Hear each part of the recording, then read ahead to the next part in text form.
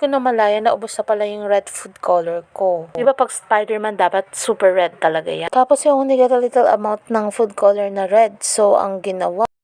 So, nag-search ako sa internet kung ano yung mga food colors na pwedeng i-mix para mag-turn into red. So, trinay ko muna yung kukuha ka ng little amount of frosting tapos kulayan mo siya.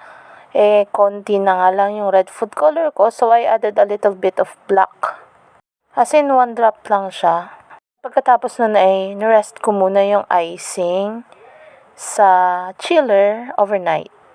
At dahil 10 a.m. yung pick-up time, 6 a.m. gising na ako para i-apply itong red frosting na nirest ko sa chiller overnight. Hindi pa siya ganun ka-red actually. Tapos nilagay ko na itong ating web. Dinecuratean ko muna yan. And then nirest ko ito ng mga kasi half hour ko actually natapos itong pagpo-frosting at paglalagay ng web 3 hours yata na na-rest yung cake with frosting na red and itong web. At na-amaze ako sa result niya.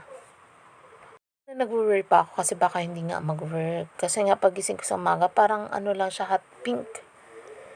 So, nag-worry ako kasi Spider-Man yung team ng cake. Nakakaya dun sa client kasi second time niya na to. Baka ma-disappoint ko siya. At saka medyo na-stress din ako dun sa cake na nasira sa biyahe. Kaya sabi ko gagalingan ko yung next cake ko. Tapos I'm so thankful kasi hindi ako nabigo. Yun lang guys for today's video. Thank you for watching.